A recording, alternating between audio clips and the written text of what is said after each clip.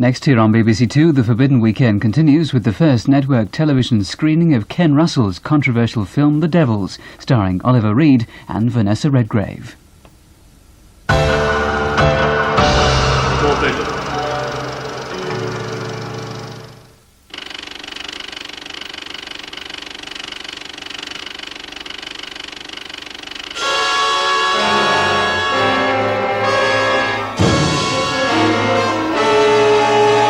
The first one I went to see was The House of Wax.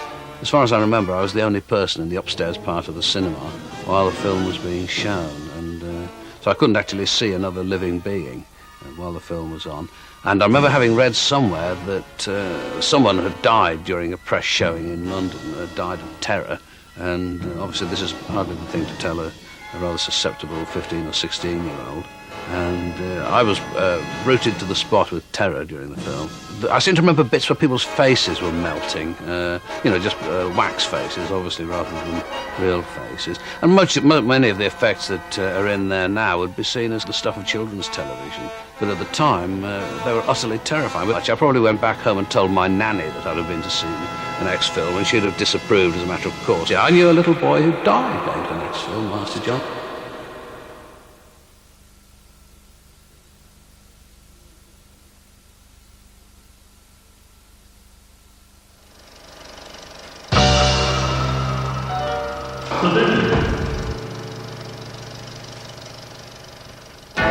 Do not adjust your television. Adjust your mind to the twilight world of the outer limits. We have come to Earth seeking help. What do you need from us? Your dead. Give us your dead. When the dividing line between life and death is crossed, when alien beings take human form, the consequences know no bounds. The Outer Limits, next Monday at 9 on BBC Two. Ingmar Bergman's The Silence is the final film in our Forbidden Weekend at 12:45. Loneliness and sexual obsession in the story of an incestuous relationship between two sisters.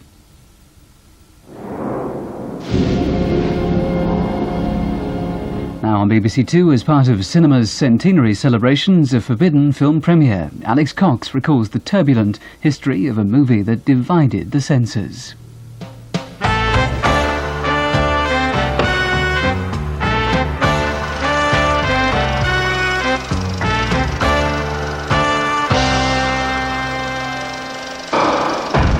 Forbidden. The Devils was directed in 1970 by Ken Russell. It was released the following year. The longish gap between its making and its being shown had to do, at least in part, with the extraordinary controversy it provoked within the ranks of the BBFC. The Devils was, as you may already know, based on Aldous Huxley's book, The Devils of Loudun. It's set in France during the reign of Louis XIII. The country is torn apart by religious and political strife, and the increasingly powerful and sinister Cardinal Richelieu, having suppressed the Huguenots, orders the destruction of all fortifications in provincial towns in order to strip power from the dissenting nobles. It's a true story, and it sounds utterly boring, right? Especially when the hero is a libertarian priest caught in the throes of guilt and moral dilemma. But it's not boring. The writer and director, luckily, is Ken Russell. The cameraman is David Watkin, who also shot Charge of the Light Brigade and Catch-22. And the designer, truly at his finest here, is the late Derek Jarman. And what could have been a turgid tale of human rights versus intolerance becomes much more, and we were being told of prurience and assaults on naked extras, for which Russell apparently apologized. When he submitted the film to the BBFC, the adjudicator responded, "I consider this..." It was a year after the surprise election of Edward Heath, and there was already considerable right-wing pressure to suppress the alleged permissive society. Altogether, 1.5 minutes were removed from The Devils, and that is the version which we'll be seeing tonight. One of the only people to see the uncut version, interestingly, was Michael Winner, and he apparently said it should not have been cut. Inevitably, the film caused controversy. Vincent Canby in the New York Times deplored its oversimplification and the low quality of Russell's imagination. The Los Angeles Times called The Devils a truly degenerate and despicable piece of art. At the Venice Film Festival, the film was not shown to the public, but was screened for a select coterie of critics and invited guests. Oliver Reed, who plays the libertine priest, Father Grandier, bitterly demanded to know why this hypocrisy. Why is it permissible to describe historic events in books and plays, though they must not be shown on the screen? A good question. In this country, The Devils proved highly controversial. Mrs. Mary Whitehouse's National Festival of Light denounced the film. The campaign against The Devils, it's interesting to recall, was coordinated by a public relations executive from the anti-union group Aims of Industry, who, it later emerged, had been committed in 1965 to an indefinite period in Broadmoor for an attack on 3 au pair girls with a knife. He blamed the assault on sex and violence in films. I'll leave the last word to the current director of the British Board of Film Classification, James Furman. The Devils is a film that was very controversial at the time.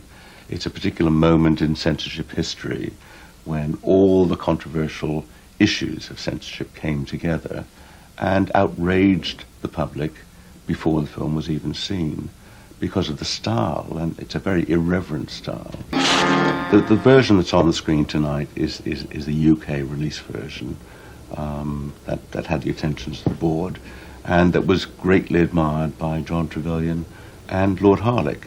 And I think it's very important to say that it was the president of the board who stopped some examiners with great influence from cutting the film further. He admired the film greatly. Russell is a Catholic, he knows his subject, and this film deserves to be shown. It was in the nudity, which was unprecedented in a mainstream film in those days.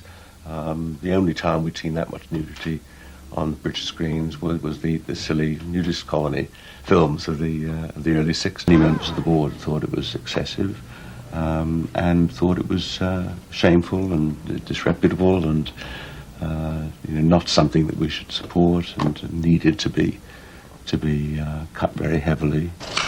Most of the examiners recognized the power of the straight scenes. One of the remarkable things, seeing the film again after all these years, is how much of that power is retained, even in 24 years after it's opened. But in the end, after several cuts had been made, and I know they did pick away at the orgy of sex-crazed nuns, now thinks, well, perhaps filmmakers aren't the best judge of their material. They love it too much, he wrote.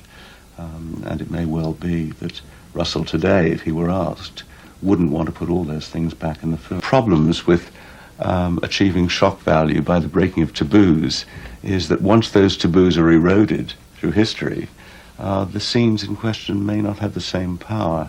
And I think the sex-crazed nuns today look a bit silly. In America, Warner Brothers was so outraged, the head of Warner Brothers was so outraged by the film that they cut a further 4 minutes and 20 seconds.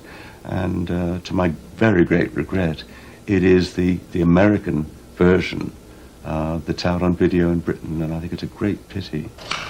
All the nudity was cut, most of the sex was cut, the violence was cut down even beyond what we passed in this country. They were attempting to impose their idea of good taste on this film and really transformed it into a different kind of film. You can't impose good taste on Ken Russell. Russell is Russell, and it's a lost cause. You've got to give him his head to some extent. He's a one-off.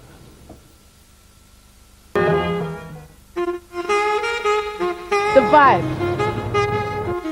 Be there. Friday night. You want to know more? It's an all-new black music quiz show. With me, Lisa Jansen, where 2 teams of music fans are up against each other, testing their knowledge of everything from the spiritual heights of gospel to the soulful depths of R&B. Be there. Tune in.